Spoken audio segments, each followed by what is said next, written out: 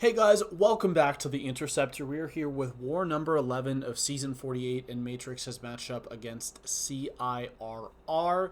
These guys are usually a Masters alliance, so we know that we need to try to do our best to win this war.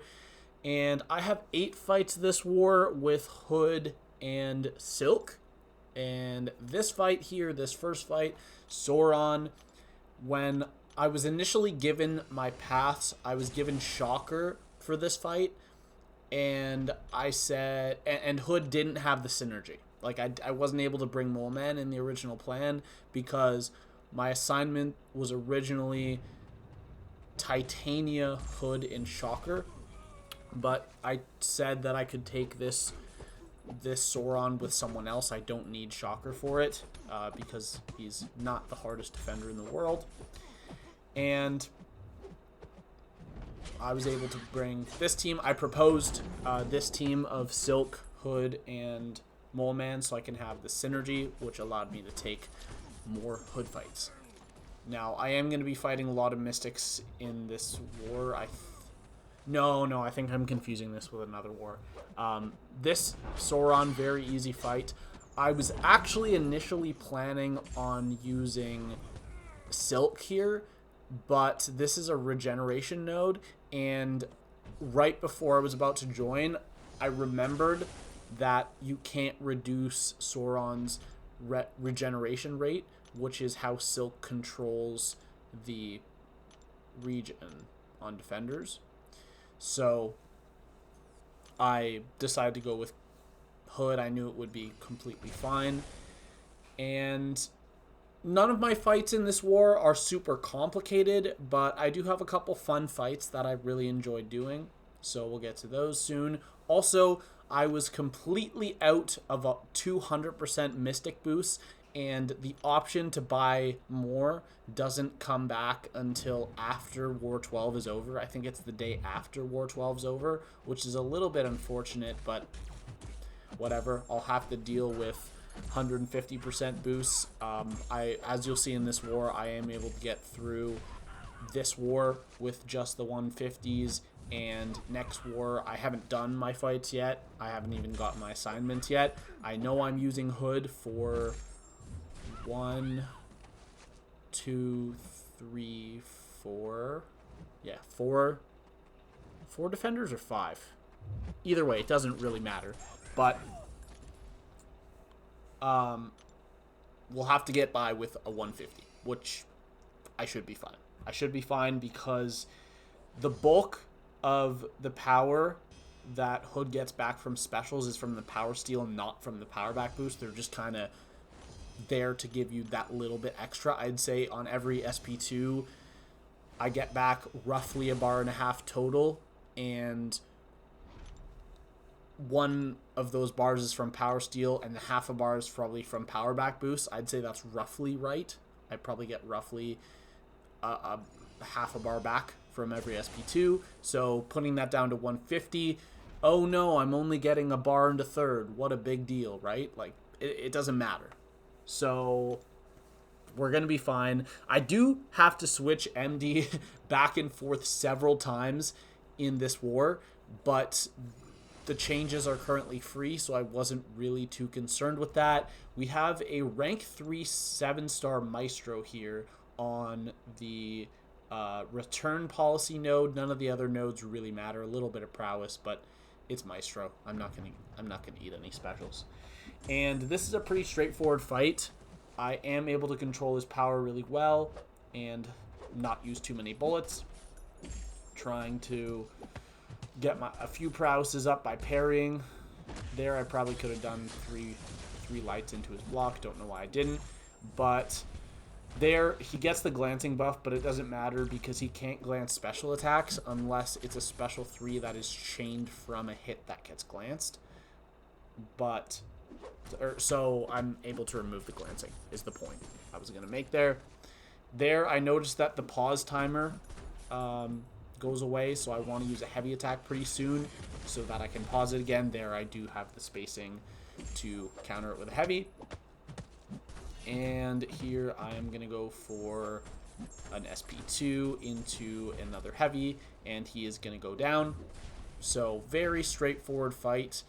When I saw Maestro there, I knew I'd be taking it with Hood. I knew it would be a pretty simple fight.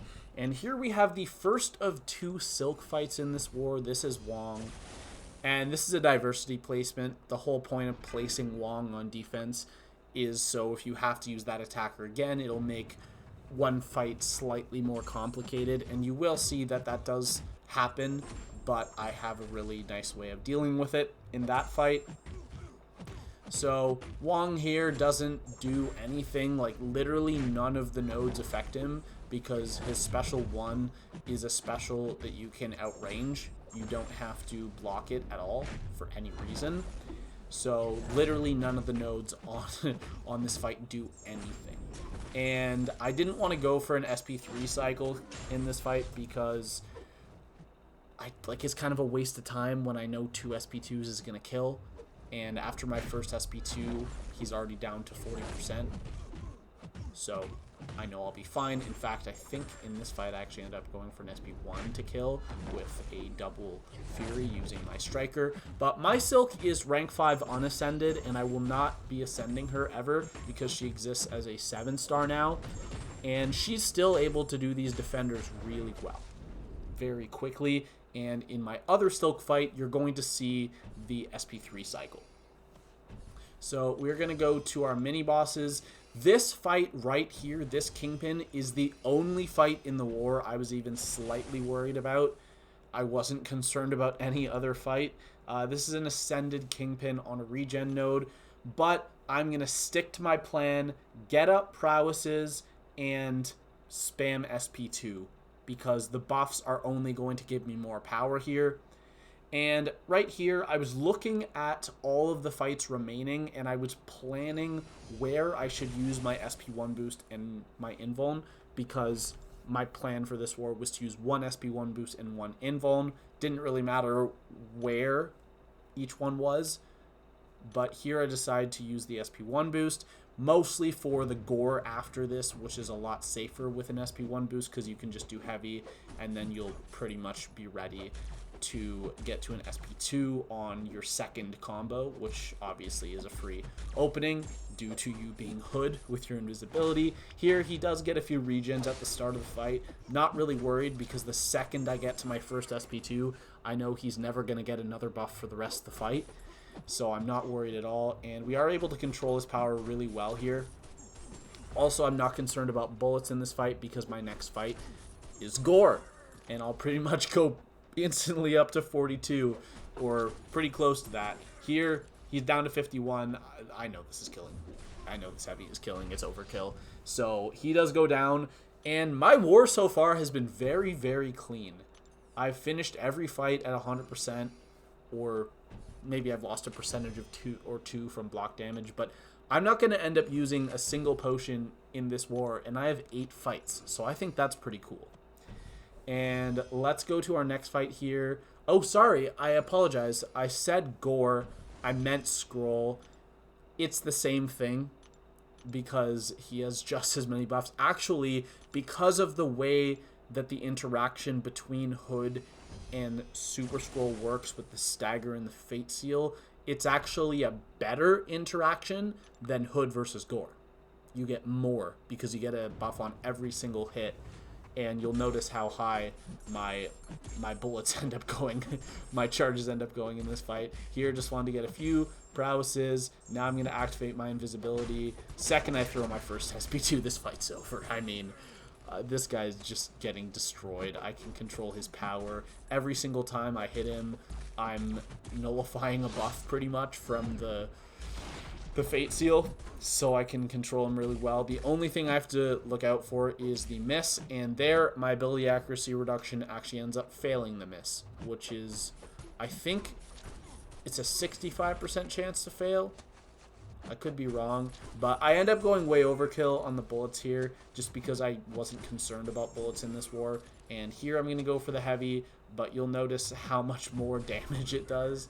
I could have thrown the heavy an SP2 earlier, but again, when you're not concerned about bullets, as you're going to see in this next fight, it doesn't really matter. So here I end up going out of the game because I was considering taking Korg or Fam, and I wanted to double check with my officer, so I just opened up Telegram. I'm not going to show you all this. I'm going to skip till when it's done. But I essentially said, do you want me to take either future AntMan or Korg? On Hazard Shift, I have enough bullets. All of my other hood fights are done, so that's not a concern at all. Do you want me to take either one of these fights to make it easier for everyone else? And my officer responded instantly, which was really nice. And he said, well, I'm supposed to take Fam, and I'm not really looking forward to that fight, so go ahead and take it, please. So I said, sure, right, I can do this. Hood shuts down Hazard Shift. Hood versus Fam is an extremely good matchup because when you detonate with the heavy, even though it shows up as one red number, each hex on your opponent is triggered independently, so it bypasses stuff like Safeguard, and in the example of a fight like this, it bypasses Fam's natural Safeguard in his abilities, where he can't take more than, I don't know what the percentage is, but he can't take, I think it's like 25% of his health, or is it 10%? 10% sounds right now that I'm thinking about it. But basically, the second I throw my first SP2 in this fight, he can't really do anything because Hazard Shift almost never triggers. It becomes something like a 15% chance instead of a 40% chance on each hit, and that's not even enough to really even do damage to me. And you'll notice in this fight, again, just like the last fight, I go way overkill on the bullets, end with one bullet. The reason, it doesn't matter. Who cares, right? Who cares how many bullets I use when it's my last hood fight?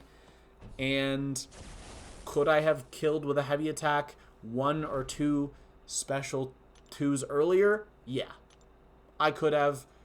But you know what? We're not pushing limits. We're not trying to optimize the fight time here. We're trying to get the fight down cleanly because we have yet to have a war this season decided on fight time. Yeah. So until that becomes a concern to our alliance, I'm not going to think about it. So yeah, this is the Mangog fight, aka my other Silk fight, and you did notice that he of course got the Fury and the power gain at the start, but I have an invuln on specifically for this fight. I did activate it before the future AntMan fight because I knew that would be something like a 40-second fight, and it would persist into this Mangog. So here I'm going to get a light intercept, go for the SP3 rotation. Now normally when I do the SP3 rotation, I do go for the medium, light, medium, and then medium, medium combos at the start. In this fight, I'm only going to go for medium, medium, medium, medium. And the reason, my hands were sweaty, and I could tell like maybe there's a chance of a dropped input or something. Let's not risk it. I have Science Power Back boosts on. I know getting to my SP2 is not going to be an issue. And yeah, that SP2 is way overkill. You can just go straight to the SP3 cycle with Silk and be completely fine. That crit at the end did probably 65,000, maybe 60,000 extra damage overkill. And that's not even taking into account the burst damage. So very, very easy fight that I've taken several times. And that's the end of my war. I did have 8 fights, and I'd say they all went very, very well. I was very happy with my fights this war, and when the war was over, or rather when my fights were over, I was just able to chill for the rest of the war and not have to worry about anything. Also, this Agent Venom is an extremely doable, very easy fight with Hood. Only reason I didn't do it, no bullets left. I think we sent a Professor X and they did it really easily. So, not a problem, but theoretically, in a world where I have, let's say, at least 25 bullets still, I might have asked to take this Agent Venom because it would be very, very easy. But that is the end of the war, and unfortunately we did end up losing this war. The final score was 15-22, and they started off pretty well. They started off with 8 deaths in their first 100 fights, roughly, and we started out really badly. We started out with something like 6 deaths in 30 fights, and it didn't really get much better than that. We had a guy KO to, I don't know who the defender was, but we had someone die to one defender something like 10 times because they just didn't have an option for it, or an option that was very good. I don't know exactly what happened there because it wasn't in my battle group, but I do know that if I pulled up the screen for this war, it'll show we have something like 40 deaths, but we don't. We actually only lost 22 attack bonus. But at this point, losses don't really matter because we can't fall out of Platinum 1 even if we lose every single war. 10, 11, and 12. And we can't make Masters. So morale is not in the best place right now in my alliance. But when you lose a couple crucial wars earlier in the season by 1 death, which did happen, stuff like this happens, you know, and obviously we're not super happy with our performance this season, but at least we get the tier bump and we get Masters rewards. But that is all, and our war record is now 4-7. Our death total is up to 5 for the season, and our PSR is at 70 out of 75 fights soloed, which is almost 94%. It almost rounds up, but not quite. So maybe we'll get up to 94. Actually, if I don't die next war, the war I'm currently in, I'll definitely get up to 94%, which I'd be very happy with. And my Deathless streak is now up to 31 fights. So that's going to be all for this video. I hope you enjoyed, and I'll see you all later.